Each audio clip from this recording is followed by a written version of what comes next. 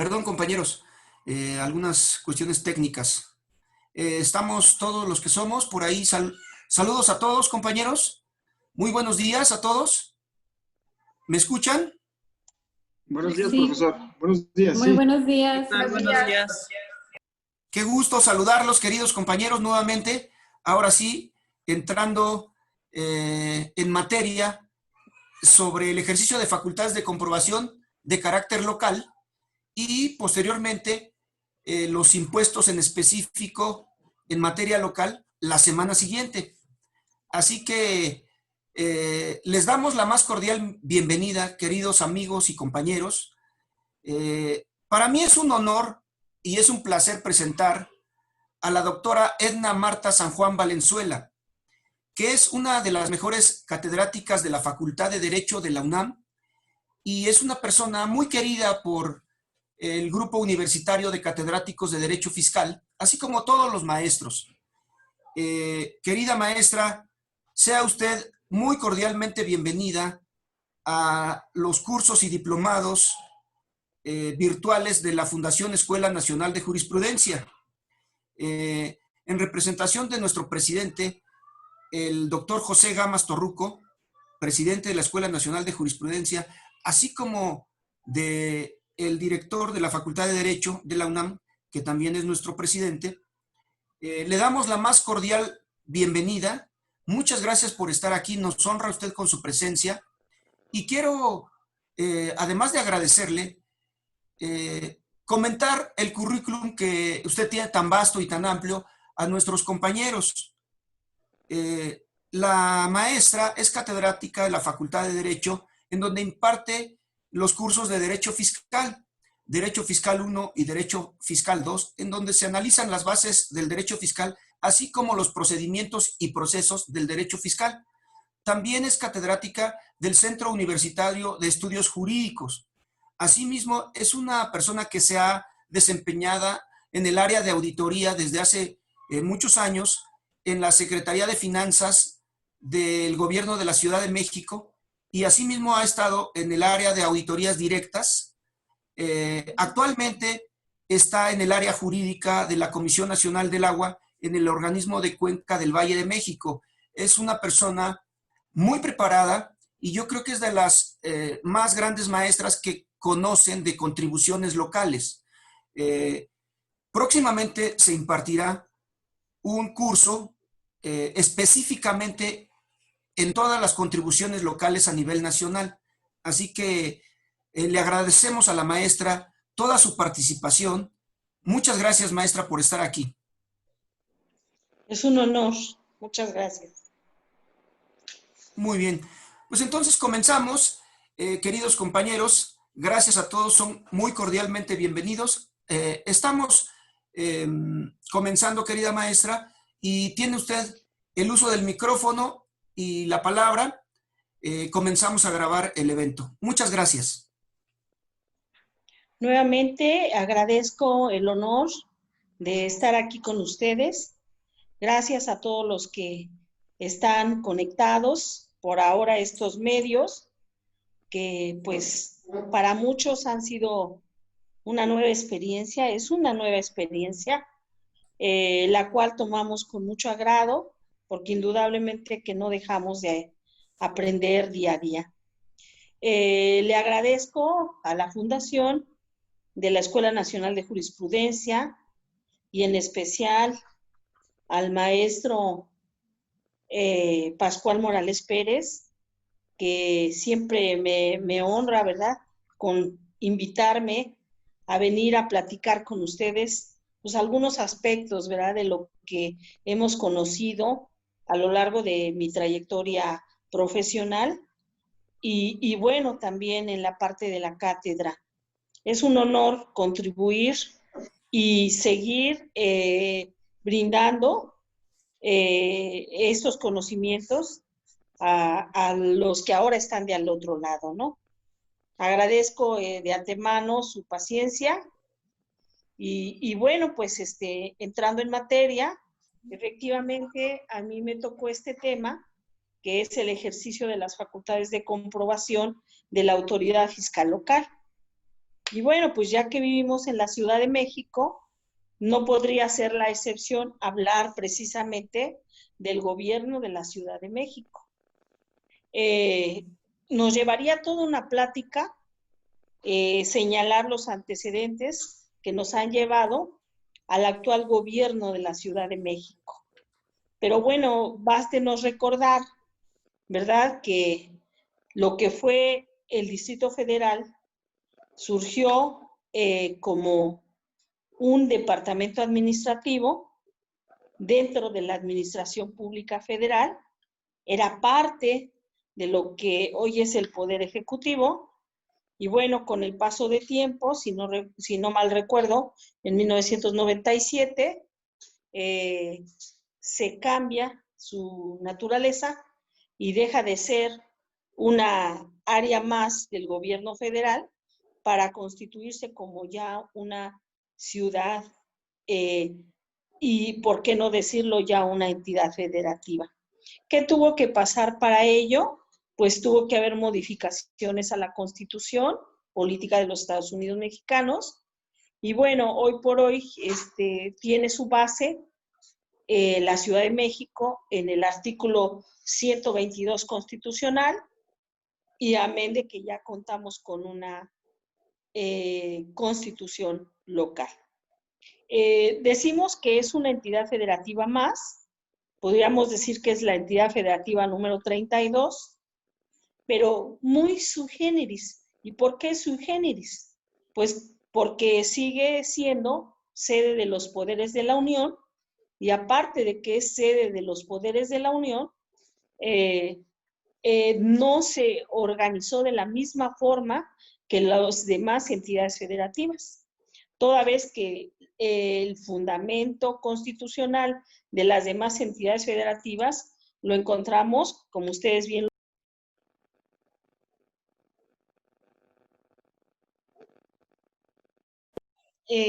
perdón, no me escuchan. Sin embargo, es importante comentar estos antecedentes, por lo que quiero, antes de abordar en sí el tema, que ustedes estén en esa dinámica de entender cómo es la organización del gobierno de la Ciudad de México. Entonces, como les decía, ya existe una propia constitución. La propia constitución, qué lamentable que siempre andemos copiando modelos de otros países, modelos que a veces no nos dan por el tipo de ciudadanos, población que somos, pero que sin embargo copiamos de otros países. Y eso ustedes lo saben muy bien. ¿Por qué les comento todo esto? Porque ya existe una diferencia entre las demás entidades federativas y lo que es la Ciudad de México. Esa diferencia la hace pues la base constitucional. Mientras las demás entidades federativas, su base es el 115 constitucional, en el caso de la Ciudad de México es el artículo 122 de la Constitución. De ahí surge el organizarse de una manera parecida a las demás entidades federativas, y se logró integrar un órgano constituyente que hizo la Constitución. Ahora, ¿cómo quedó esa Constitución? No sé si ustedes hayan tenido oportunidad de leerla o de ver alguno de los artículos. Les decía que esto da para dar todo un curso, pero bueno, aquí lo vamos a centrar en lo que yo quiero, que es la hacienda pública. ¿Cómo quedó la hacienda pública de la Ciudad de México? A diferencia de otras entidades federativas, la hacienda pública local se centralizó. ¿Y qué quiere decir esto? Que no se le dio a lo que ahora son las alcaldías su hacienda pública, como sí lo tienen en las demás entidades federativas los municipios. Aquí no tenemos una hacienda pública municipal o de cada alcaldía, no. Toda la parte fiscal se la quedó el área central. ¿Y quién es esa área central? Pues la Secretaría de Finanzas y Administración. que hoy por hoy así se llama, toda vez que dentro de la misma organización de lo que es la administración pública de la Ciudad de México, hubo cambios, homologando un poquito a la federación, desapareció lo que llamábamos oficialía mayor y todas las funciones que tenía oficialía mayor las absorbe la Secretaría de Finanzas, por eso es que hoy se llama Secretaría de Finanzas y Administración. Ahora, una parte importante de la Secretaría de Finanzas y que tiene que ver con el tema que hoy les voy a platicar, que son las facultades de comprobación, es la tesorería de la Ciudad de México. ¿Por qué la tesorería? ¿Por qué? Porque a ella le quedaron encomendadas las principales actividades de los servicios de tesorería. ¿Cuáles son esas principales actividades de los llamados servicios de tesorería?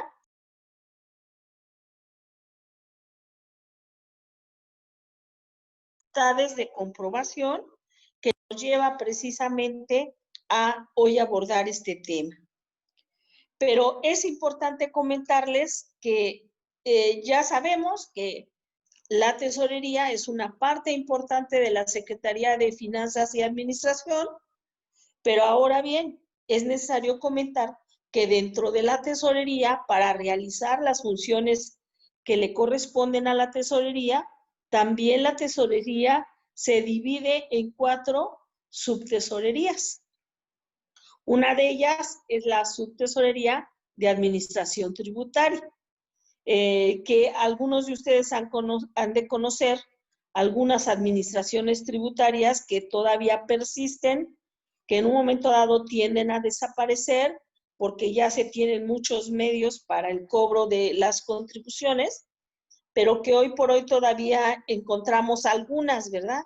Como la administración tributaria de Tezontle, como la administración tributaria de Centro Médico, como la administración tributaria de, ¿cuál otra? Acospa, y bueno, otras más que existen a lo largo de lo que es la Ciudad de México, pero que hoy por hoy tienen la función de cobrar las contribuciones, pero de manera más voluntaria que forzada.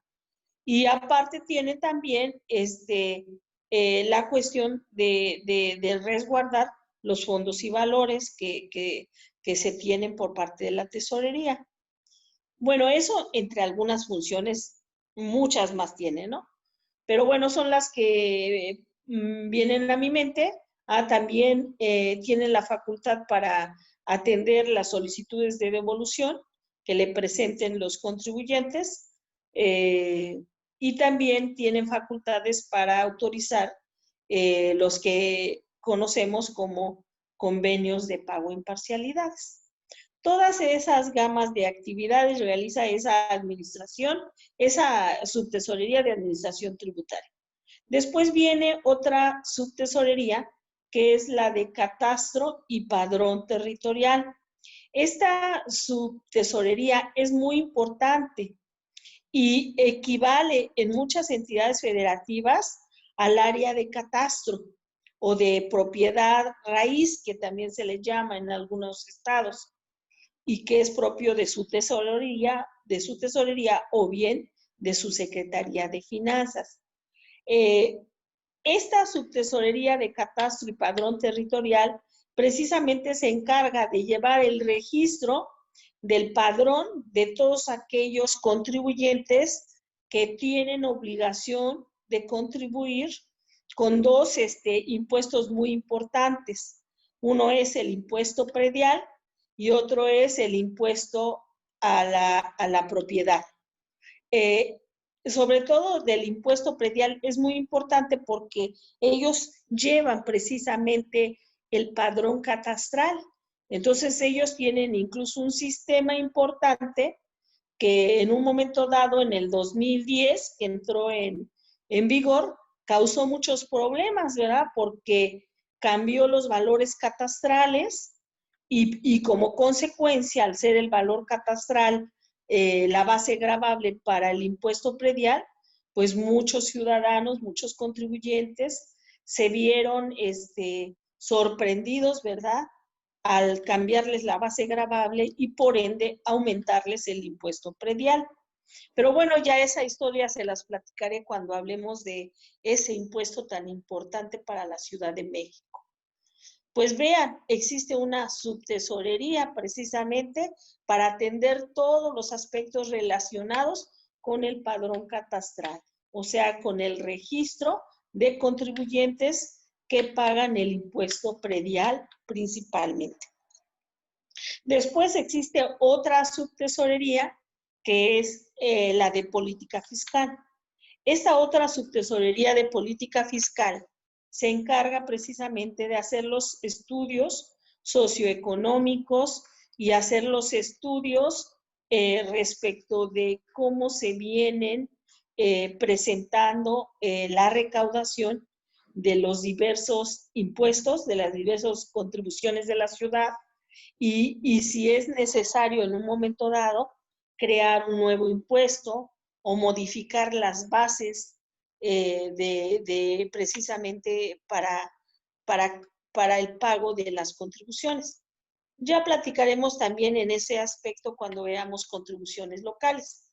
Pero bueno, baste comentarles que hasta ahorita llevamos 3 subtesorerías dentro de la tesorería.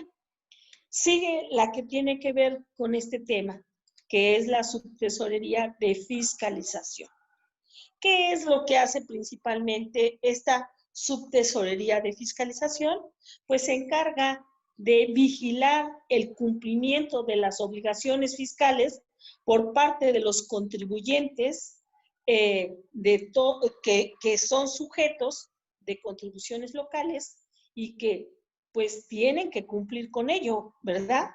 Y ya no nada más en razón de la contribución a la que están obligados, sino también en razón de todas las demás obligaciones fiscales que se derivan de esa relación jurídico-tributaria que hay entre la hacienda pública local y el contribuyente. Pero fíjense, algo importante y que creo ya les platicaron en alguna otra sesión fue precisamente este tipo de facultades de comprobación, pero de carácter federal. Pues fíjense que pasa algo muy interesante. Esta subtesorería de fiscalización, aparte de ver y verificar el cumplimiento de las obligaciones fiscales en materia de contribuciones locales, también tiene puesta otra cachucha, ¿verdad? Yo decía cuando yo estaba como directora de revisiones fiscales en esa subtesorería, que pues nos cambiábamos la cachucha, ¿verdad? A veces nos la poníamos de autoridad federal y a veces de autoridad local. ¿Por qué? Porque de acuerdo a las atribuciones nos tocaba verificar el cumplimiento de obligaciones fiscales, pero no nada más de contribuciones locales, sino también de contribuciones federales, de las llamadas contribuciones coordinadas, que de acuerdo a la Ley de Coordinación Fiscal y de acuerdo al acuerdo de colaboración administrativa celebrado entre la Ciudad de México y la Secretaría de Hacienda, se tiene la obligación de hacer. Entonces, en un momento dado, revisamos a contribuyentes del impuesto sobre la renta, de IVA, del impuesto a automóviles nuevos y otros más que estaban señalados precisamente, que están más bien señalados en el acuerdo de colaboración administrativa. Ajá. Y bueno, eso nos daba la pauta de poder tener una visión tanto de cómo se dan las facultades de comprobación a nivel federal y cómo se dan las facultades de comprobación a nivel local. Quiero decirles que la Ciudad de México siempre ha tenido esa ascendencia al gobierno federal. Dicen que quien no sabe la historia no sabe entender el futuro y repite los errores del pasado. ¿A qué va mi comentario? Mi comentario va principalmente a la situación de que siempre hemos copiado al gobierno federal, siempre. Entonces, ¿qué creen? Que no somos la excepción en materia de facultades de comprobación, que en el gobierno federal una de las principales facultades de comprobación es realizar visitas domiciliarias. Pues, ¿qué creen? Pues también a nivel local, una de las principales facultades de comprobación son las visitas domiciliarias. Igual pasa con las revisiones de gabinete, igual pasa con la revisión electrónica. Y bueno, aquí ya me centro a comentarles ya en relación a estas facultades. Pero sí espero les haya quedado claro quiénes son las autoridades del gobierno local que tienen bajo su competencia el realizar estas facultades de comprobación. ¿A quién le compete? Y Perdón, esto maestra, ya se estaba desenfocando la imagen, pero ya está, gracias. perdón.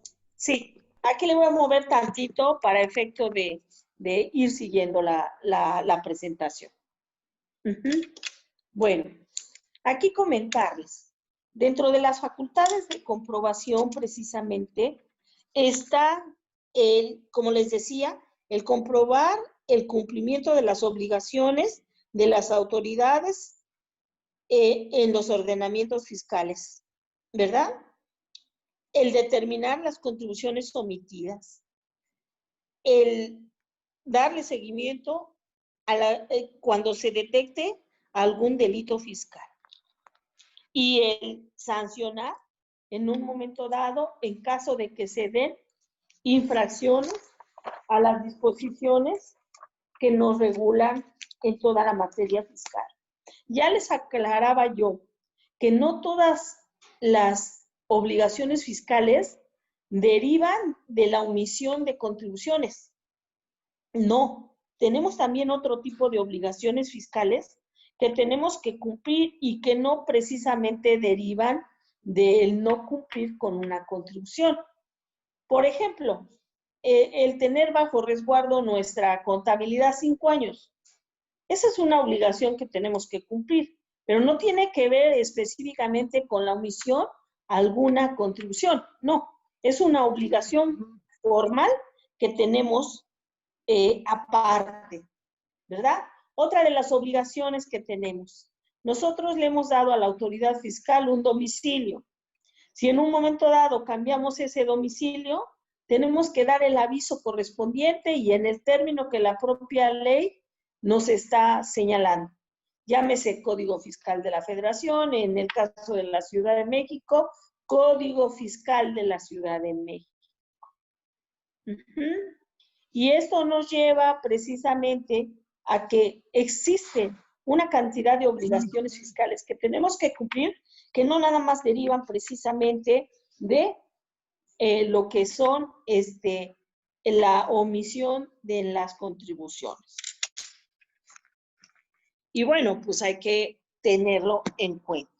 ¿Ok? Antes de empezar con una de las principales facultades de comprobación, quiero comentarles también el fundamento legal. El fundamento legal.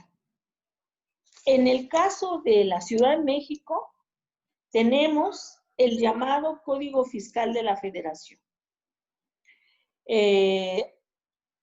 Ahora sí que es sucesor del anterior Código Financiero de la Ciudad de México. Y antes del Código Financiero de la Ciudad de México, ¿qué teníamos? Pues teníamos la Ley de Hacienda de la Ciudad de México, ¿verdad? Como les digo, han ido cambiando los ordenamientos, también derivado del cambio de la naturaleza jurídica de lo que es hoy la Ciudad de México. Pues hoy por hoy tenemos un Código Fiscal de la Ciudad de México. ¿En qué difiere ese Código Fiscal de la Ciudad de México al Código Fiscal de la Federación? Pues en un aspecto muy importante. El Código Fiscal de la Federación Son las bases generales que nos sirven para todas las contribuciones.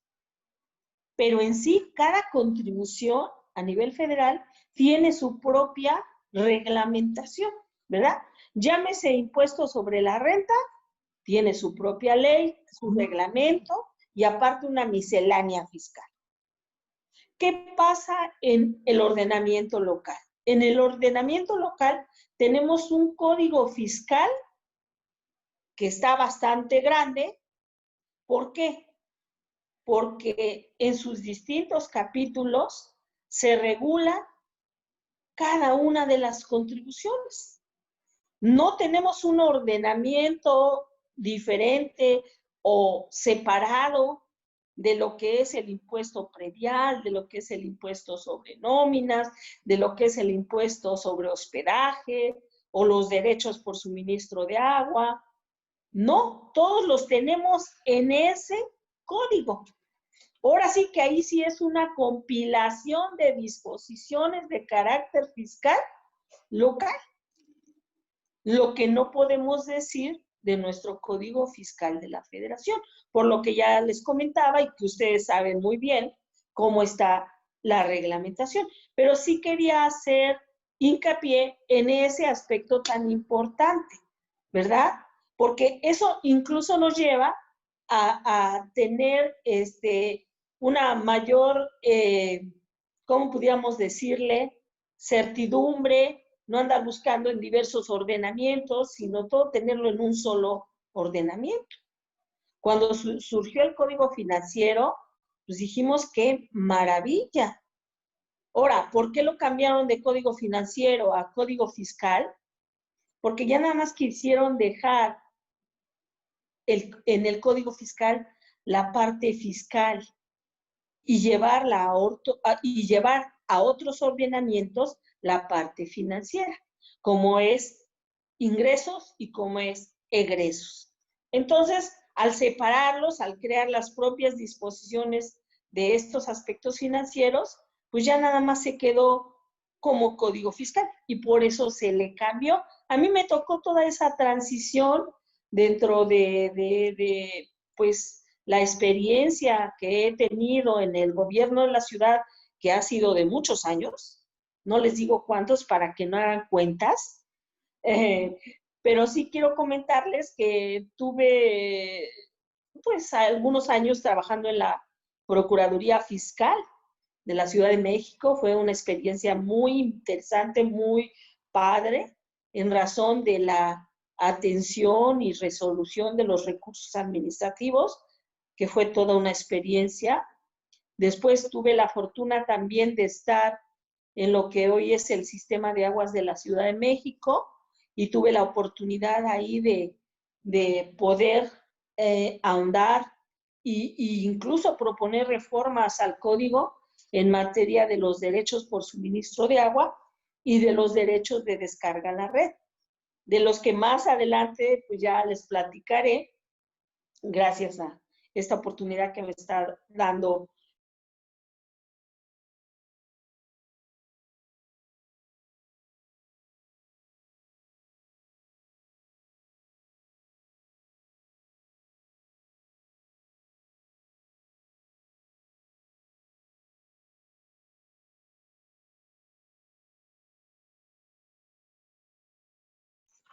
¿Ya me escuchan? Les decía que me da mucho gusto pues estar participando con ustedes.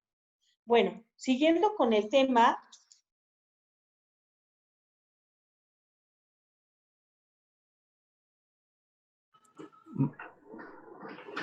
de lo que es la visita domiciliaria. La revisión de documentos para poder verificar si el contribuyente está cumpliendo en tiempo. Y bueno, tenemos un principal facultad que es precisamente la visita domiciliaria. La visita domiciliaria como tal, pues en muchos casos se ha equiparado a las visitas de cateo, ¿verdad?, que se hacen y respecto de las cuales pues se tienen que cumplir con los artículos 14 y 16 constitucional, amén de la disposición específica de la materia, y nuestras visitas domiciliarias no son la excepción, toda vez que también deben de guardar la debida legalidad, no olvidándonos precisamente de ese principio de legalidad que todos los servidores públicos del gobierno debemos cumplir, en donde solo lo que la ley nos permite se puede hacer. Y entonces aquí uno de los puntos es bien importante, es que quien vaya a hacer la visita domiciliaria, pues sea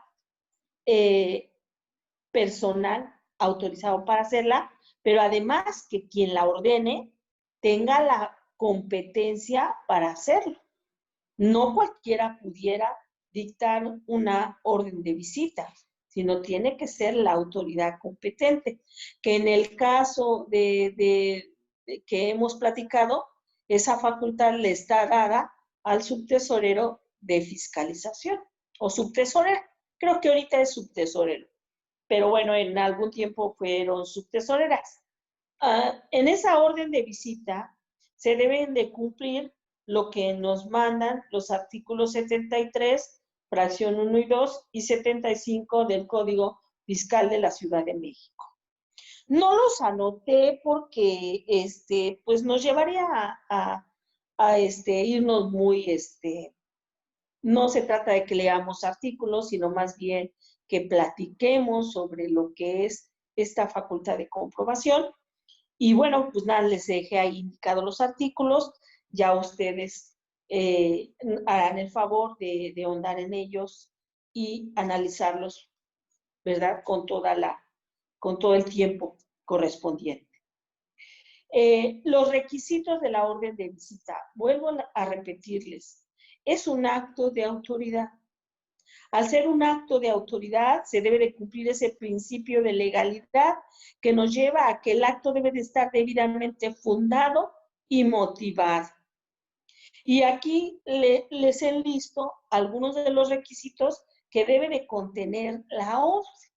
Nombre, el ejercicio fiscal que se va a revisar, el impuesto o impuestos que se van a revisar, porque puede ser no nada más un impuesto, puede ser varios, pero se tienen que listar. El nombre de los visitadores, eso es bien importante señalarlo. Ahorita vamos a platicar sobre ellos. La firma de quien emite esa orden de inspección, de visita, perdón, que debe de ser una firma autógrafa y por autoridad competente. Aquí es bien importante que sea una autoridad competente la que vaya a firmar la orden de visita. ¿Sí? ¿Qué quiere decir esto? Que tenga las facultades para emitir ese tipo de acto. Y bueno, ahí nos viene la parte de fundado y motivado. En la parte de fundamentación hay dos aspectos. Uno, que tiene que ver con todos aquellos preceptos que le van a dar competencia al funcionario que está firmando la orden para, pues, firmar esa orden.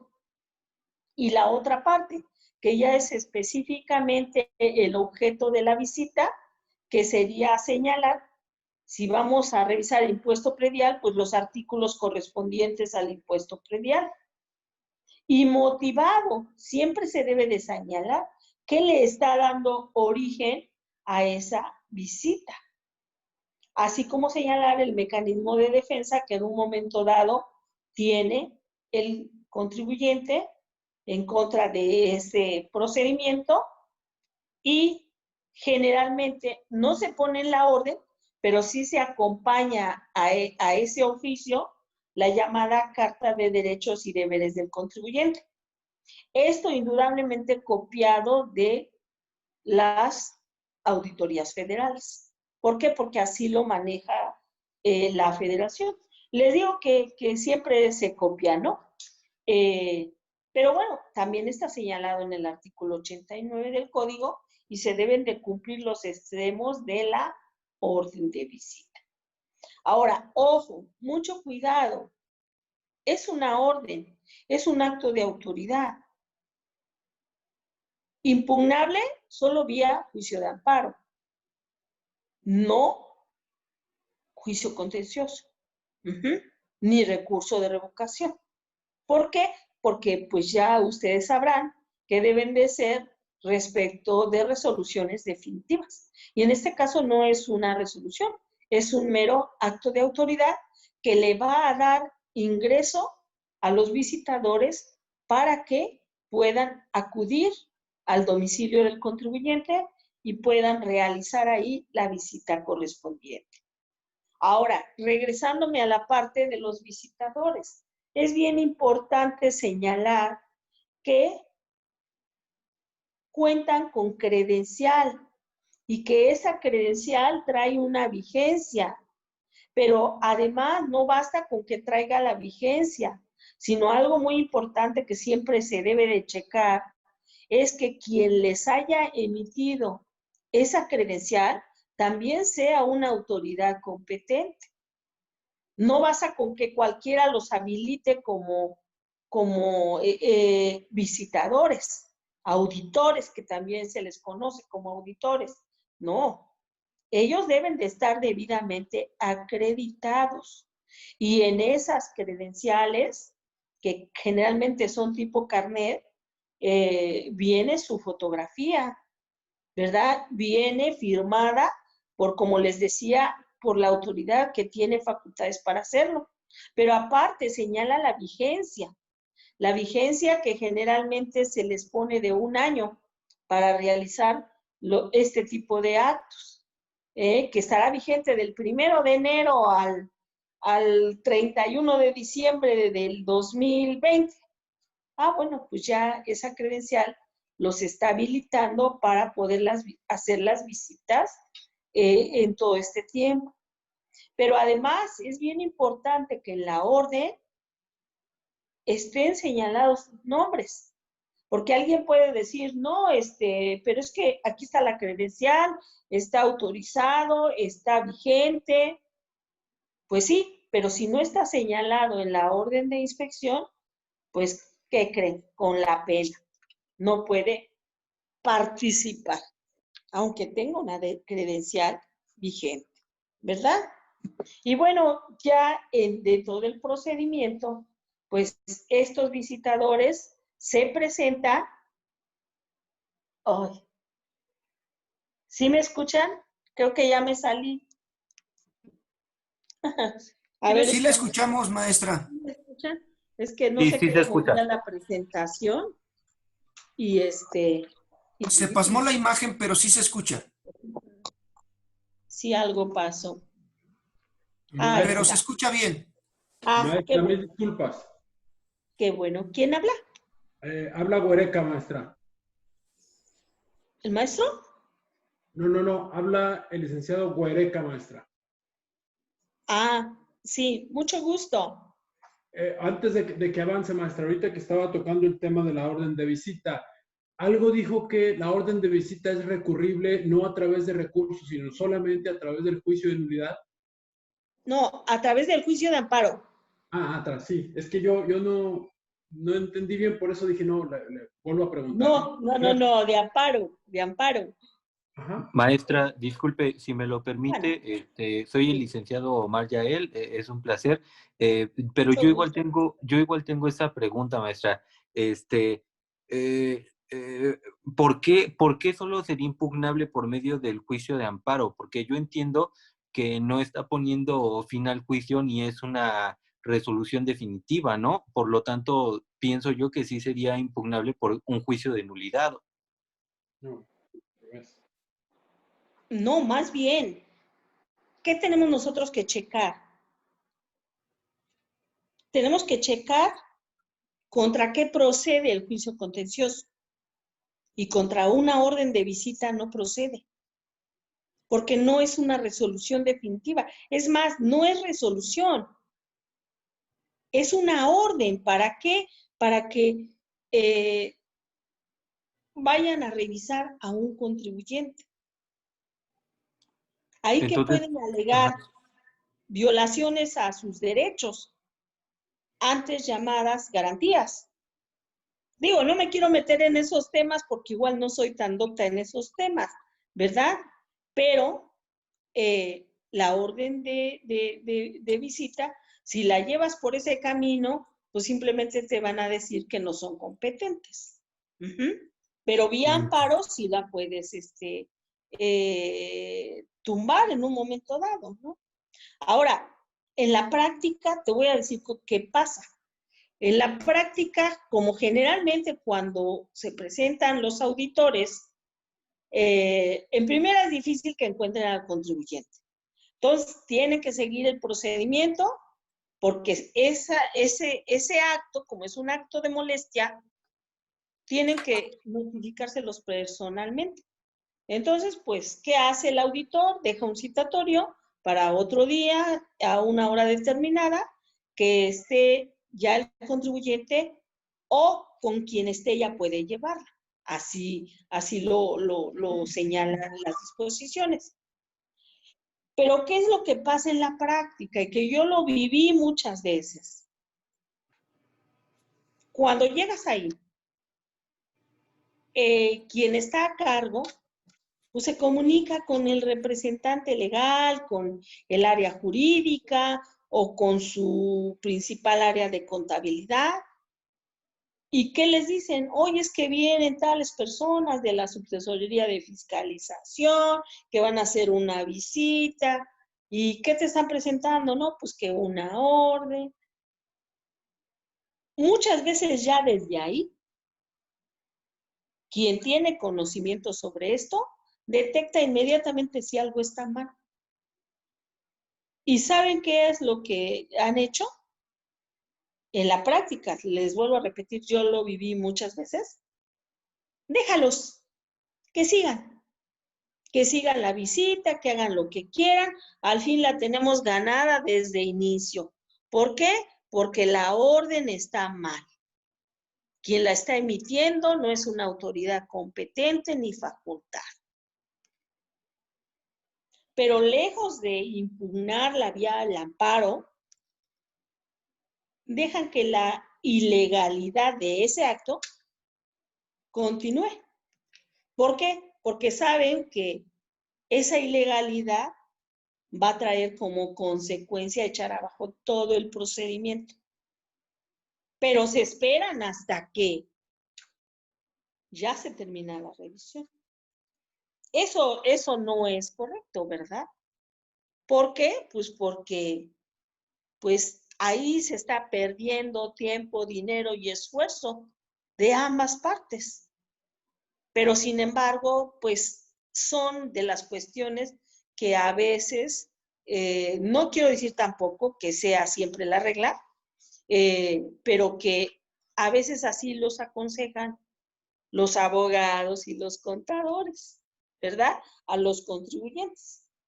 Pero bueno, digo, se tendría que ver si ese acto, esa orden de visita, se puede ubicar en alguno de los supuestos por los cuales puedes tramitar el juicio contencioso. Y si te da, pues claro, tendrías que agotar el juicio contencioso. Y a lo mejor no el contencioso, sino desde el recurso, ¿verdad? Para cuidar el principio de definitividad del juicio de amparo. Pero si no te da ni el recurso ni el juicio contencioso, pues ¿qué te queda? Irte al amparo.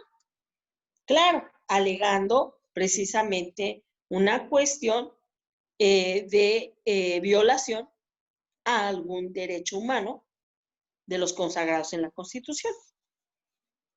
Pero bueno, ahí sería una cuestión que se tendría que checar. Pero bueno, siguiendo con nuestro acto, ya está la orden de inspección, ya lleva la carta de los derechos de los contribuyentes. Muchas veces en la práctica, o aunque aquí no está señalado, se acompaña una relación de todo lo que ya va a requerirles la autoridad fiscal, para efecto de que ya vayan checando, ¿verdad? El propio contribuyente. Y bueno, todo eso se le presenta al contribuyente. Además, pues se le pide un espacio. ¿Por qué? Porque la visita domiciliaria, un aspecto que lleva es que los auditores van a revisar la documentación en el domicilio del contribuyente. Para ello, ¿qué van a tener que hacer? Pues levantar las actas correspondientes. En el caso de la parte local, hay igual que en la parte federal un acta de inicio. Y después se levantarán las actas parciales o de irregularidades, que también se les llama, necesarias en el transcurso de la revisión. Pero ellos tendrán que revisar la documentación ahí en el domicilio de los contribuyentes. Otro aspecto también negativo del contribuyente que yo me llegué a encontrar fue la cuestión de mandar a los auditores al peor lugar que tuviera, pues para que se desesperaran y lo más rápido se fueran, ¿no? Digo, son de las prácticas que no están señaladas en las disposiciones, pero que se dan en la práctica, ¿verdad? Y que eso, pues, indudablemente lleva a una deficiencia a veces por parte de nuestros auditores al no tener las condiciones necesarias para realizar el trabajo. Ahora, es bien importante que antes de empezar a levantar las actas, ellos soliciten al contribuyente 2 testigos. 2 testigos, ¿para qué? Pues para que estén presentes en estas diligencias que van a estar realizando y les conste, ¿verdad? Porque al final van a firmar en las actas, pues les conste el desarrollo que están haciendo de la revisión. Aunque en la práctica también quiero decirles que muchas veces nada más el contribuyente dice, pues sí es Juan Pérez y Luis López, anótenlos. Y estas personas que generalmente son sus trabajadores, pues nada más dieron los nombres, presentaron sus credenciales y se van a realizar su trabajo. Cuando la función de un testigo es estar presente en toda la diligencia, pero en la práctica no se hace así. Ahora, también otra cuestión que no está aquí plasmada, pero que se da en la práctica, es que los testigos, cuando no los quiere nombrar la autoridad, el contribuyente, tiene la facultad, la autoridad de nombrarlos. Y a veces por eso van otros auditores con ellos, que no estén en la orden. Pero ya esto implica que se está viciando la visita. Si en un momento te lo impugnan los contribuyentes, pues te echan abajo la visita. Entonces, generalmente, ¿qué les decíamos?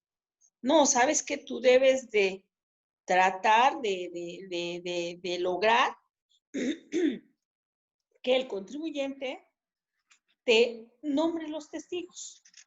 No que sean los mismos compañeros que te acompañan, porque además ya llevar gente que no está en la orden, pues ya está viciando la diligencia. Ahora, estas actas que se levantan deben ser actas circunstanciadas. ¿Por qué circunstanciadas? Porque pues tienen que cumplir con los requisitos de tiempo, modo y lugar. Deben de reflejar lo que está pasando. Aquí no se da una valoración de los documentos, no, sino simplemente se está narrando lo que está pasando. Y eso es muy importante que lo tenga presente. Ahora, el desarrollo de la visita. En el desarrollo de la visita, si ustedes hacen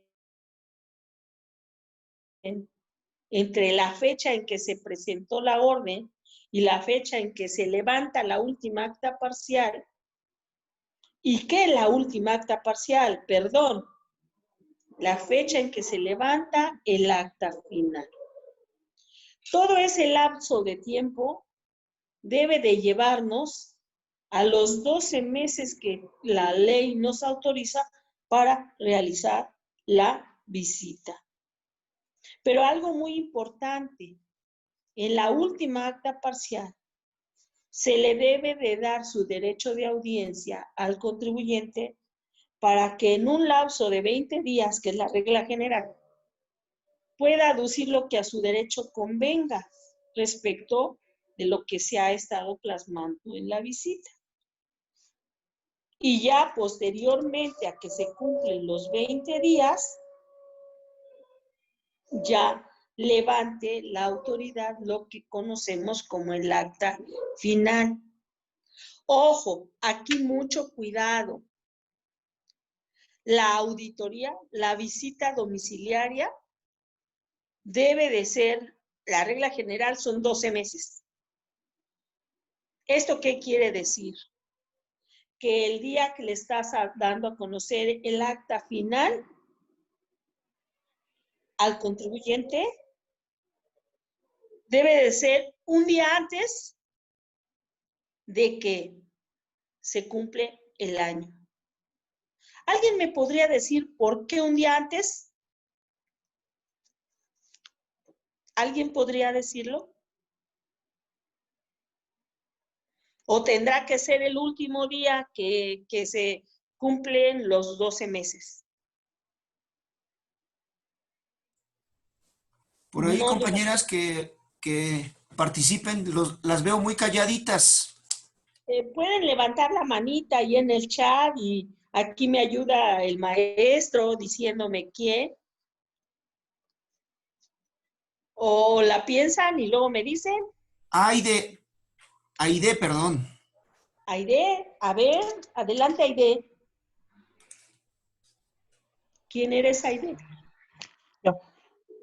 Bueno, maestra, yo entiendo que el plazo de los 12 meses se cumple, o sea, si se inició, por ejemplo, la revisión el 12 de septiembre del 2019, el 12 de septiembre del 2020 ya está quemada la revisión, o sea, ya se cumplió el término. Entonces es por eso que debemos de dejar ese día ya como libre, porque entonces esa fecha ya la revisión estaría ya pues en riesgo, ¿no? Sí, pero tiene una razón de fondo, Aide. Está bien lo que estás diciendo, pero ¿por qué? ¿Será Que que cualquiera podría decir, no, está bien que yo levante el acta final el día 12 de septiembre de 2021. Ahí se cumple el año. ¿Alguien maestra, iba a comentar algo? sí, será que porque surten efecto al día siguiente los actos? Exactamente. Eso es bien importante. Y no saben cómo perdemos cosas, el gobierno, porque no checan bien estos aspectos. Acuérdense bien, cuando surte efectos para el contribuyente, que es muy diferente a cuando surte efectos para nosotros como autoridades. Nosotros como Maestra, autoridades nos surte efecto, no al día siguiente, el mismo día. maestra, Pero para el contribuyente sí le surte efectos al siguiente día. Entonces, si al siguiente día ya es un año, un día, ya se te fue la revisión, ¿eh? Ya te tardaste más de un año y eso trae como consecuencia que se te eche abajo todo. Entonces, por eso yo siempre les decía a mis auditores, mucho cuidado con las fechas. No, ahí andábamos, pero súper con las fechas de cumplimiento de todo el procedimiento. Porque sí es un trabajo muy arduo, sí es un trabajo que implica esfuerzo, horas hombres, y que imagínense que un trabajo de 12 meses se eche a perder por un día que se nos fue. Híjole, es terrible, ¿no? Amén de las responsabilidades que en un momento dado nos pueden hacer valer, ¿verdad? Pero bueno, ¿alguien quería comentar algo más? Maestra, nada más la duda, cuando se levanta un acta final, la duda que me queda es que si también surte efectos al otro día, porque yo tengo entendido que lo único que surte efectos son las notificaciones de oficios, ¿o no es así? No, cualquier acto de la autoridad hacia el contribuyente. ¿Cuándo le surte efectos a él? Al día siguiente. Yo se lo pude haber, hoy levantamos el acta final, pero a él le surte efectos hasta el día de mañana. Entonces, si el día de mañana se cumple el año, yo estuve en tiempo. Pero si el día de hoy se cumplió el año, ya el día de mañana ya está perdida mi revisión. Entonces, por eso aquí en el esquemita que les estoy poniendo, antes de los 12 meses del año calendario. Eso es bien importante. Como les decía, la autoridad tiene un plazo de 12 meses para concluir, la visita domiciliaria. Dentro de esta también se pueden incluir diversos medios para coadyuvar en la información que tenemos del contribuyente. Y eso es cuando solicitamos a terceros, vía compulsas, ¿verdad?, que nos den información. Cuando hacemos ese esquema, la propia ley, o cuando estamos revisando más de una contribución, la ley misma nos permite que aparte de los 20 días que le dimos al contribuyente, se le puedan dar 15 días más. Pero bueno, aquí también es bien importante que el contribuyente lo solicite. Ahora, algo muy importante, las llamadas prórrogas. Las llamadas prórrogas, aquí ojo, mucho cuidado. Tú no puedes prorrogar algo que ya caducó. Entonces, una prórroga para que pueda proceder, porque además es discrecional de la autoridad si te lo autoriza o no, la debes de plantear antes de que se te venza el plazo que la autoridad te está dando. Porque si ya se te venció, pues ya, ¿cuál prórroga? Y luego se molesta el contribuyente, ¿verdad? Porque dice, pues, es que no me quisiste autorizar la prórroga, pero es que, ¿qué crees? Cuando la solicitaste, ya tu plazo se había vencido. Entonces, ahí, mucho cuidado. Ahora, otro aspecto importante que me llama la atención para comentarles. Aquí nos fuimos rapidito, ¿verdad? En la visita, rapidito. Pero en sí decimos que la visita son los 12 meses, dura los 12 meses. Ahora, ¿qué pasa si el contribuyente desde inicio te dice, debo, no niego, pago, no tengo? Él se puede autocorregir en cualquier momento de la visita. Muchas veces lo llevamos a los esquemas de, bueno, pues vamos a ver si se te autoriza un convenio de pago en parcialidades. Pero a veces, sin llevarlo a ese esquema, el contribuyente se puede ir autocorrigiendo. Digo, no hay nada que te impida a ti, ni que impida que él se vaya autocorrigiendo como va transcurriendo la visita. De tal manera que cuando lleguen a ese punto de terminación de la visita, llegamos a tener contribuyentes que ya se habían autocorregido. Y entonces, ¿qué pasaba? Pues simplemente se hacía un oficio de conclusiones señalando que el contribuyente ya había cubierto su adeudo. Eso era interesante, ¿no? Pero muchas veces les da frío, ¿no?, a las autoridades permitir este aspecto. Pero es que el contribuyente puede irse autocorrigiendo en todo el tiempo que está la visita. De tal manera que cuando tú le haces las cuentas al final, pues ya se autocorrigió, pues qué bueno, ¿no? Porque digo, la finalidad es ver que cumpla con sus obligaciones fiscales y siguiendo los postulados de nuestra base constitucional, de todo nuestro derecho fiscal, que es el 31, fracción cuarta, ¿qué es lo que le interesa a la autoridad? Recaudar. Entonces, si el contribuyente se está autocorrigiendo y está pagando sus contribuciones, claro, lo va a pagar con todo lo que implica no pagar en tiempo, ¿verdad? Sus accesorios y todo lo que le corresponda. Pero claro que puede autocorregirse y claro que no necesariamente debe esperar a que le determinen el crédito fiscal, que ahí es la otra parte que quería comentarles. ¿Qué nos dice la ley?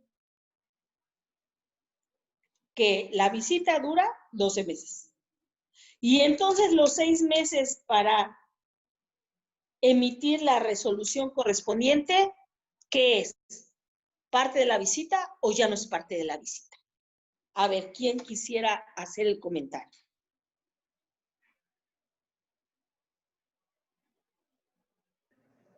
Pues yo tendría ¿Alguien por ahí entendido. levantó la manita? Maestra, disculpe, ¿podría repetir la pregunta? No alcancé a escuchar, por favor. A ver, les vuelvo a comentar. La visita se debe de concluir a más tardar dentro de los 12 meses de que se inició. Pero el propio código nos señala que se tienen 5 meses, en el caso de lo local, en el caso del federal son 6 meses, en el caso de lo local son 5 meses para emitir la determinante de crédito correspondiente, si es que el contribuyente no se autocorrigió. Porque, como les decía, pudo haberse autocorregido. Y entonces ya simplemente será un oficio de conclusiones y se acabó. Pero vemos que no se corrigió. Y entonces se tiene que hacer una determinante de crédito. Entonces, ¿en qué momento concluyó la visita? ¿A los 12 meses o hasta que se tiene la determinante de crédito? La visita se termina a los 12 meses con el acta final, ¿no, maestra? ¿Qué dicen los demás? ¿Están de acuerdo con su compañera? Yo pienso lo mismo, maestra, porque al momento Sí. de que sale una resolución, pues posiblemente ya podemos atacarla por otros medios y no por medio como simplemente lo fue la orden hasta los 12 meses en que se cumple la visita. Ok. ¿Por qué les hago hincapié en esto? Porque, ¿qué creen? Afuera muchos se confunden y creen que esos 5 meses o 6 meses a nivel federal todavía es parte de la visita. No, la visita se acaba con el acta final.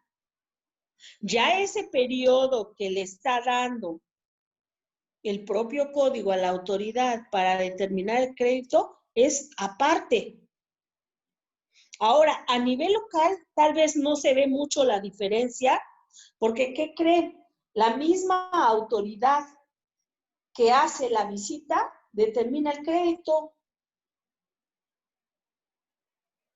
¿Y eso a qué se debe? Pues a la falta de personal, cosa que no pasa a nivel federal. A nivel federal está el área de auditoría que hace la visita, termina la visita con un informe y todos los legajos de la visita, le es pasada al área jurídica para que el área jurídica realice las determinantes de crédito correspondientes. Se supone que así debiera ser a nivel local. Pero ¿qué creen? La carencia de personal y todo, pues lleva a que el mismo grupo de auditores o coordinadores, jefes de unidad, que llevaron la visita, pues son los que hacen las determinantes de crédito. Eso yo lo viví. Y digo, yo salí en el 2019 del área de revisiones fiscales, que ahora ya no se llama así. Y había también el área de auditorías directas, que esa sí sigue llamándose así. Pero sigue habiendo dos áreas espejo que hacen las mismas facultades. Que eso también debieron de haberlo revisado la autoridad y no permitir. Digo, por esto de que no haya áreas que dupliquen funciones. Pero bueno, ese es otro punto, ¿verdad? Que no vamos a entrar en disputa. Pero lo que sí llama la atención es que cómo el mismo grupo de auditores está haciendo la determinante de crédito. Cuando está previsto que sea el área jurídica la que se encargue de hacer la determinante correspondiente. ¿Por qué? Porque acuérdense, la determinante de crédito es totalmente impugnable. Entonces se tienen que cuidar todos los aspectos de legalidad, de fundamentación, de motivación, de soportar las irregularidades que se hayan encontrado, ¿sí? De revisar las pruebas del contribuyente. Y muchas veces, pues, en la práctica no es así. Y no creo que con estas medidas de racionalidad, austeridad, que se están aplicando tanto en los gobiernos locales como en federales, no creo que esta situación haya cambiado. A lo mejor si, no sé si dentro del grupo hay alguien que esté trabajando actualmente en esas áreas y pudiera decirme, ay maestra, está equivocada, ya no es así. Qué bueno sería, ¿verdad? ¿Por qué? Porque incluso se señalaba que se volvían jueces y partes, ¿no? Partes y jueces, algo así. Ajá. Pero bueno, en el área federal sí está muy bien determinado a quién le compete hacer las determinantes de crédito derivadas de las visitas domiciliarias y hasta dónde llega la función del auditor. Maestra, una pregunta. Lo hace la misma autoridad. Sí, adelante. Una pregunta, pero entonces, por ejemplo, si usted está diciendo que en el área local, pues muchas veces no lo tienen que hacer el mismo personal y todo eso, eso también, por ahí también se puede tirar la visita domiciliaria, o bueno, como tal la resolución, al decir que no fue hecha por por una autoridad competente, o sea, por ese lado se puede tirar o no, se puede atacar.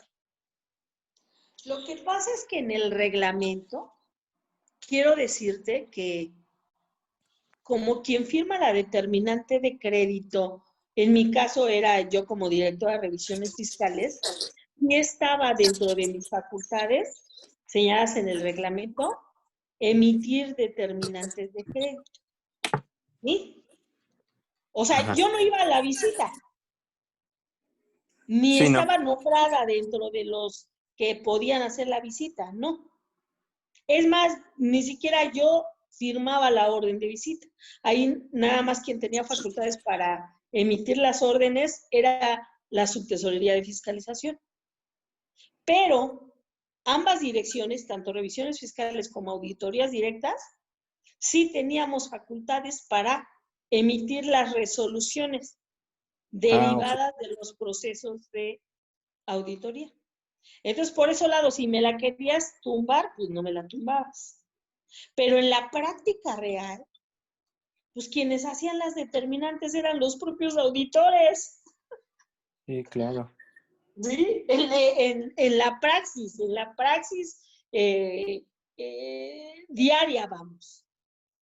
Claro, ellos no iban a firmar la determinante, ¿no? Sino bien, como lo señalan las disposiciones, pues la autoridad que tuviera la competencia. Pero fíjense, yo sí hago la diferencia con la materia federal, porque como en la materia federal, ahí sí hay el área jurídica, y al área jurídica le pasan los expedientes de auditoría, y hay un área específica que se encarga de hacer las determinantes de crédito. Conforme yo era abogada, bueno, soy abogada, no soy licenciada en Derecho, aparte tengo la maestría en Derecho, cuidaba yo siempre mucho la legalidad de mis actos. Pero imagínense si llega otro servidor público que no tenga esa expertise, que no tenga ese bagaje de conocimientos jurídicos, pues igual se mete en problemas, ¿no? Pero bueno, pues así eran las cosas, ¿no? Gracias, maestra. Maestra, Okay. Muchas no sé si me gracias a los que han permite, participado, muy atinadamente. maestra, ¿me permite? ¿Por qué quise tomar la visita domiciliaria? Porque dentro de las facultades de comprobación es la más importante, ¿eh? Ahora bien, quién sabe, visita domiciliaria, ya lo que es revisión de gabinete y revisión electrónica, olvídense, sin problema.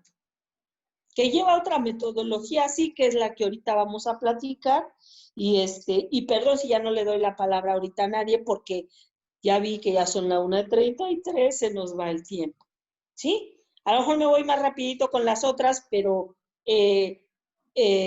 digo, no porque sean menos importantes, pero sí, quien sabe visita domiciliaria, olvídense, ya sabe revisión de gabinete y revisión electrónica, que ahorita les platico dentro de la experiencia vivida.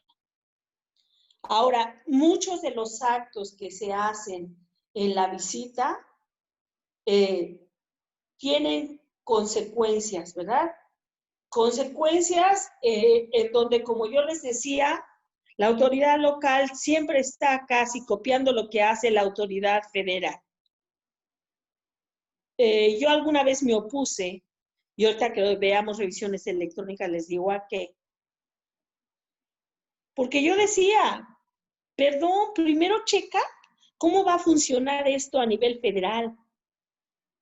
Y ya de lo andado, entonces vemos si podemos aplicarlo, ¿no?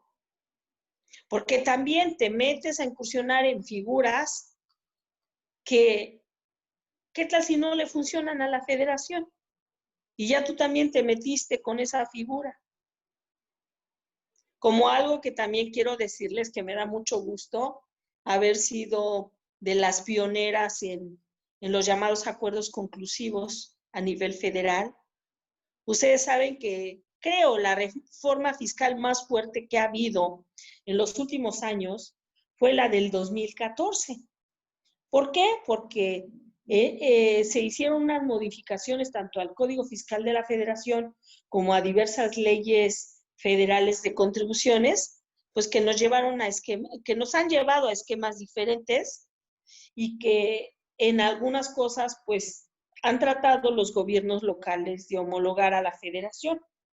Cosas que a veces han salido bien, otras que no han salido bien. En materia federal no se habla de mediación fiscal, pero sin embargo los acuerdos conclusivos no es otra cosa que una mediación fiscal. Y hay una Procuraduría Federal del Contribuyente, de atención al contribuyente, pero que a nivel local no la hay. Sí se metió la mediación fiscal, pero ¿dónde está la Procuraduría? ¿Dónde está el órgano garante? ¿Dónde está el que iba a intervenir?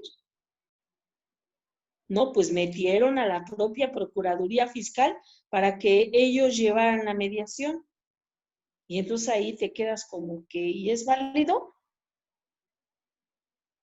Digo, ya están sentadas las bases, pueden checarlo en el 122 y en la propia Constitución, para que tarde que temprano se cree la Procuraduría de la Defensa del Contribuyente a nivel de la Ciudad de México.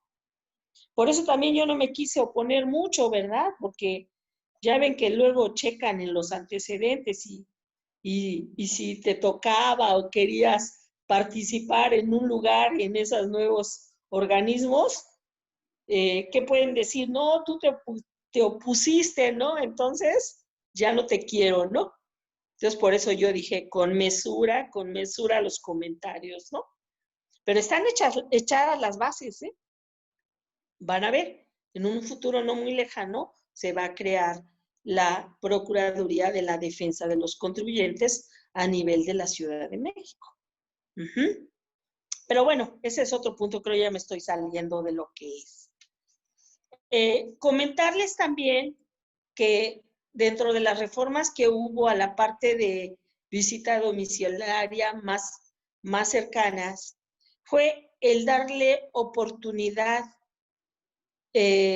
siempre durante todo el proceso de la visita se le da la oportunidad al contribuyente de autocorregirse, pero en donde la propia autoridad fiscal le haga un llamamiento al contribuyente, ¿verdad? En el caso de la visita domiciliaria federal, pues son 10 días antes de que se levante la última acta parcial. Pero ahí la idea no es llamar al abogado, no es llamar al contador, sino que venga el contribuyente, que el contribuyente se le informe la situación que tiene, para que él sea el que tome la decisión de autocorregirse o bien que se continúe el procedimiento hasta la determinación del crédito. Digo, es una forma también de llamarlos a la corrección. ¿Y por qué derivo? Porque muchas veces, perdón, ¿verdad? Que lo comente así, igual mis compañeros que son ustedes, que se dedican a litigar y a defender a los contribuyentes, igual tienen otra óptica, que no es esta que voy a referir, pero que en la práctica sí te lo has encontrado, ¿no? Que no le dicen la verdad a sus contribuyentes. Y entonces los llevan hasta un esquema último, cuando a lo mejor pudo solucionar su situación sin tener que llegar a una determinante de crédito. Pero bueno, eso se los dejo a conciencia de cada quien. Pero que hay elementos dentro de esos procedimientos para que haya una autocorrección, sí, chéquenlo y abórdenlo. ¿Para qué lo llevan a un esquema de una determinante? ¿Para qué lo llevan a un esquema de un juicio tardado que lleve 3, 4 años y no sé cuántos más después de todo esto que estamos pasando, cuando pudieron arreglar las cosas antes? ¿Verdad? Claro, a veces pues el contribuyente no tiene los recursos para hacerlo, o la autoridad también se ve muy manchadita, ¿no? Porque yo recuerdo algunas determinantes de crédito que llegamos a hacer, en donde sí hubo contribuyentes que me dijeron, oiga, maestra, ¿usted cree que yo tengo el dinero para pagar esto? No, maestra, mejor cierro la, ¿cómo se llama? La accesoria, ya la bajo, porque no tengo. O sea, no me alcanza. No, y aparte de eso, ya ven que pues hay las medidas como embargar las cuentas, y también en ese aspecto de embargar las cuentas o congelar las cuentas con la Comisión Nacional Bancaria, también nos lleva a que muchos contribuyentes nos dijeron, ¿no? O sea, no tengo ni para pagarle a los trabajadores, porque me tienes congeladas las cuentas. Pues mucho menos voy a tener para pagarte. Si no tengo dinero para trabajar, menos voy a tener dinero para poder pagarte. Y entonces eso se vuelve un vicio, ¿no? Y se determinan créditos que son incobrables, o finalmente acaba el contribuyente evadiendo a la autoridad y yéndose, y a ver cuándo lo localizas, ¿no? Pero bueno, esas son cosas del ser que pasan allá afuera, ¿verdad? Y que eso no va a estar normado aquí en lo que hemos comentado. Y bueno, rápido, porque ya es tarde, vámonos con el siguiente acto tan importante de la autoridad, que también ejerciendo las facultades de comprobación, que es la revisión de gabinete. La revisión de gabinete precisamente lleva su nombre así. ¿Por qué? Porque la autoridad va a revisar los documentos que le va a requerir al contribuyente en sus propias oficinas. Entonces, ¿qué va a emitirle? Ahí no es una orden de visita, Sí es un oficio, pero ¿qué le está diciendo?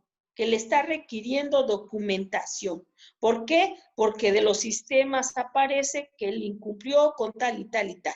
Claro, también se tienen que señalar aspectos importantes como son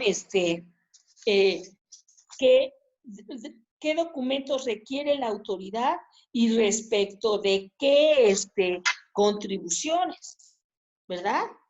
Y bueno, vuelvo a repetirles, es un acto de fiscalización que la autoridad realiza en sus propias oficinas, pero ¿qué detona esta revisión de gabinete? Un oficio en el cual la autoridad le va a requerir al contribuyente que le presente determinados documentos, estados de cuenta, informes respecto de contribuciones de las que es sujeto y que en los sistemas aparece que no se ha cumplido con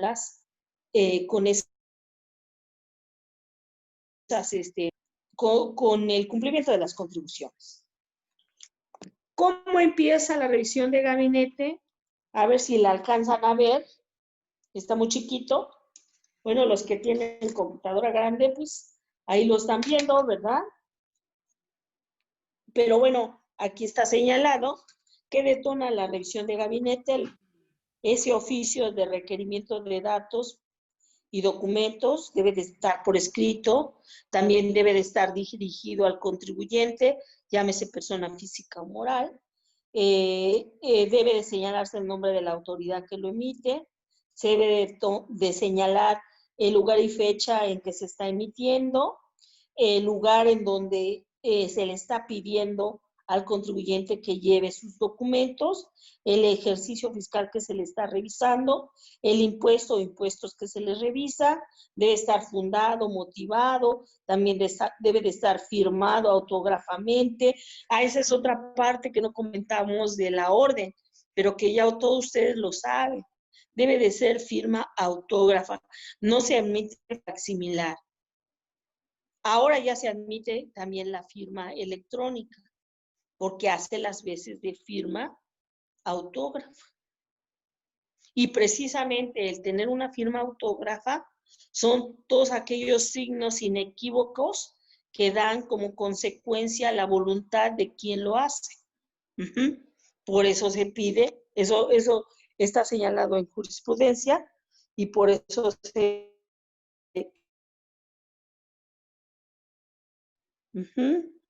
debe notificar, también debe de hacerse una notificación de carácter personal, se debe de notificar en el domicilio que haya indicado el contribuyente o en su caso, dependiendo del tipo de contribución, pues en donde se desarrollen las actividades de esa contribución.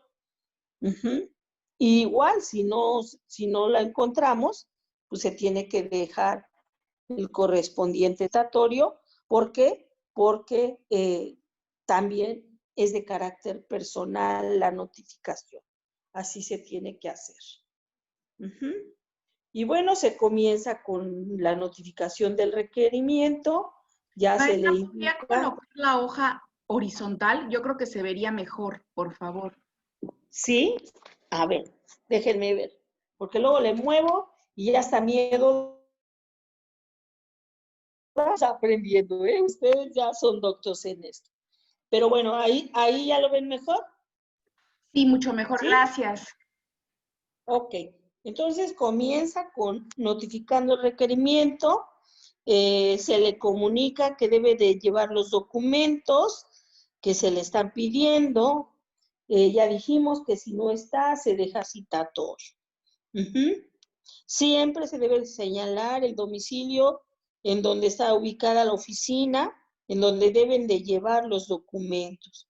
Y también se le debe de señalar con precisión qué se le está pidiendo.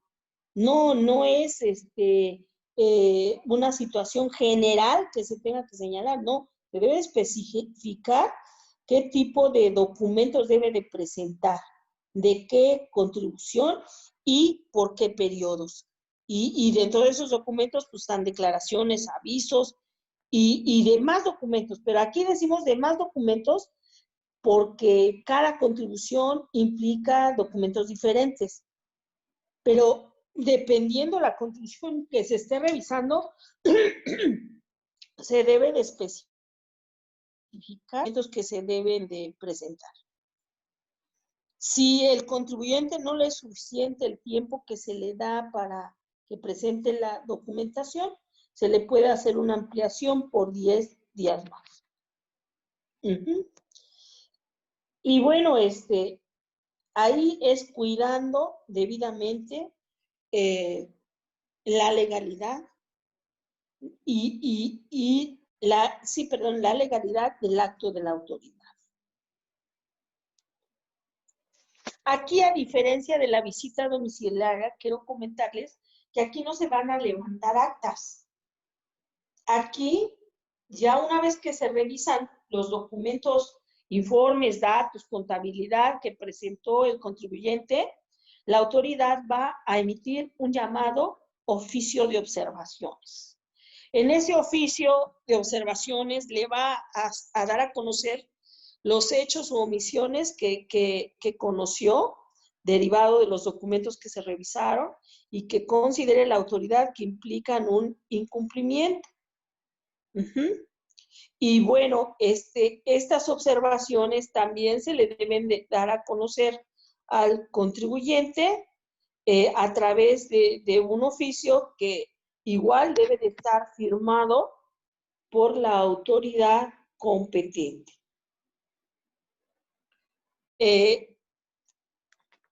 ¿Con qué va a terminar la revisión de gabinete? Pues con ese oficio, pero también se le van a dar 20 días al contribuyente para que pueda hacer valer su derecho de audiencia, o sea, presentar documentos que modifiquen los hechos que encontró la autoridad derivado de los documentos que le revisó. Igual puede la autoridad apoyarse en terceros para obtener mayor información del contribuyente. Pero bueno, se le da ese plazo de los 20 días. ¿Para qué? Pues para que ellos presenten la información. Si no presenta nada, pues ya se tienen por consentido los hechos que se consignaron en el oficio de observaciones y con eso se da por concluida la revisión de gabinete. Igual se procederá en un plazo no mayor a 5 meses emitir la determinante de crédito correspondiente.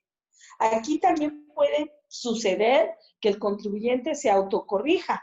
Y si se autocorrige, ¿qué es lo que va a pasar? Que se va a emitir ya nada más un oficio de conclusiones, señalando que ya el contribuyente se puso al día y que ya se autocorrigió. Y como les decía, la resolución que determine las contribuciones emitidas, tanto la que deriva de una visita domiciliaria como en estas revisiones de gabinete, también se tienen que notificar en forma personal. Y ahí sí se tienen que señalar en las determinantes de crédito los medios de impugnación que tiene a cargo el contribuyente en contra de esas determinantes de crédito si es que no está de acuerdo con ellas. Y bueno, con eso se termina la revisión de gabinete. Muchas veces cuando la autoridad le da un plazo al contribuyente para presentar documentación, sí ha sucedido que muchas veces, como buenos mexicanos, el contribuyente deja todo para el último momento. Además, considera que que eso es como una táctica conveniente, porque, ¿qué señala? No le va a dar tiempo a la autoridad revisar todo esto. Y al menos yo lo viví, que llegaban casi en la última hora, en el último día, con sendas cajas de toda la información que no nos habían presentado. Y pues obviamente la autoridad ahí ya no le va a dar tiempo ponerse a revisarla, porque tendríamos que habilitar horas, que también se puede hacer, pero a lo mejor nos estaríamos saliendo ya de la fecha que se tiene para concluir la visita. Y entonces lo que se hacía es poner que, dado que el contribuyente la presentó en el último momento y que nadie está obligado a lo imposible, pues se iba a posteriormente revisar. Obviamente, tiene que ser antes de que se dicte la determinación de crédito. Con eso terminamos con la revisión de gabinete. Y paso rápidamente a la revisión electrónica, que quiero decirles que hoy por hoy, a pesar de que se puso todo este articulado en el 2015, ya pasaron 5 años y no hay una sola revisión electrónica. Aquí vuelvo a mi comentario que les hice anteriormente. Cuando surge la revisión electrónica en las modificaciones que se hicieron al Código Fiscal de la Federación en 2014, luego, en el gobierno local dijeron, para diciembre, las modificaciones al Código Fiscal es que también vamos a hacer revisiones electrónicas. Oye, espérate, pero es que no es tan fácil llevar la revisión electrónica. A nivel federal, tal vez sí, pero está anclada ya todo un sistema electrónico que ya tenía hecho el propio SAT federal. Y algo muy importante, la FIEL, la firma electrónica. Perdón, a nivel local no hay firma electrónica. Y al menos en el 2015 que se creó este artículo 98 bis y se metió este tipo de facultad de comprobación, se dijo, no, le vamos a pedir al SAT que nos permita utilizar la FIEL para que podamos llevar a cabo las revisiones electrónicas. Y a pesar de que hay el acuerdo de colaboración administrativa que se firmaron también en el 2015, que los cambiaron todos por todos los cambios que se dieron en el Código Fiscal de la Federación, perdón, es la fecha en que no les han autorizado, ni tampoco se tienen los instrumentos en sistemas como para crear una propia FIEL a nivel local. Y entonces, ¿qué ha pasado con estos artículos? Pues que son letra muerta. Y son letra muerta, ¿por qué? Porque no se han podido aplicar en la práctica. Y si ustedes hacen un análisis comparativo entre lo que dice el Código Fiscal de la Federación en revisiones electrónicas y lo que dice el Código Fiscal de la Ciudad de México, es lo mismo. Igual, le cambiaron a resolución provisional, ¿verdad? Porque antes hablaba de una preliquidación y luego en sendos amparos se lo echaron abajo a la Federación. Y entonces, en materia local dijeron, no, perdón, hay que ponerle resolución provisional. Pero en la práctica, de verdad que no se está llevando. Digo, ojalá le den recursos a esa área de fiscalización para que pueda llevar a cabo estas revisiones electrónicas. Pero al menos sí quiero decirles que yo salí de ahí en abril del 2019 y lejos de fortalecer las estructuras que ya se tenían, hicieron un recorte terrible en donde la verdad, pues no sé cómo les esté yendo en materia de el ejercicio de estas facultades de comprobación a mis compañeros de la Subtesorería de Fiscalización.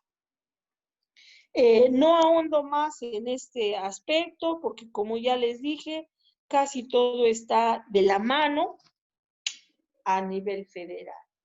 Igual parte de una resolución provisional, se le da un lapso de 15 días al contribuyente para que vaya y aclare lo que sea, y si no lo aclara, pues se entiende que lo consintió y esa resolución se vuelve una resolución definitiva y tan. Entonces, imagínense. Pero algo bien importante que podría detonar las revisiones electrónicas, es contar con una firma electrónica.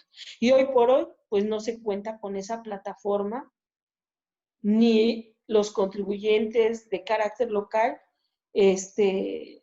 estamos todavía en condiciones para tener ese registro, como bien lo tiene a nivel federal. Pues no sé si todavía nos alcance alguna pregunta. Yo sí quiero comentarles que le estaba yo diciendo al maestro Pascual que si hay preguntas que tengan y que no se hayan podido abordar por lo poco porque se nos va el tiempo bien rápido, con mucho gusto, si me las mandan a mi correo electrónico, se las contesto y pues, ¿qué les puedo decir? Me da mucho gusto estar aquí presente. Espero que mi plática les haya sido de provecho y pues estoy a la orden, maestro Pascual. Gracias, maestra. Yo creo que ha sido un tema muy, muy interesante y muy importante. Si usted dispone de tiempo, maestra, sería bueno que las preguntas las hiciéramos de una vez. Creo que no se ha agotado el tema. Es un tema muy amplio, muy importante, sobre todo para nuestra ciudad. Claro. Considero que todos tenemos la obligación de conocer nuestros derechos y nuestras obligaciones como contribuyentes. Y yo les pido a los compañeros que por favor quedarnos con las dudas. Y adelante, maestra, abrimos una sesión de preguntas y respuestas. Y la verdad, la felicito por esta excelente ponencia. Ha sido una maravillosa presentación. Muchísimas gracias, como siempre, tanto a nivel presencial y en todas las instituciones en donde usted nos ha acompañado. Siempre ha sido de mucha calidad. Muchas gracias. Y abro los micrófonos para los compañeros que deseen participar. Adelante, compañeros. Maestra, yo tengo dos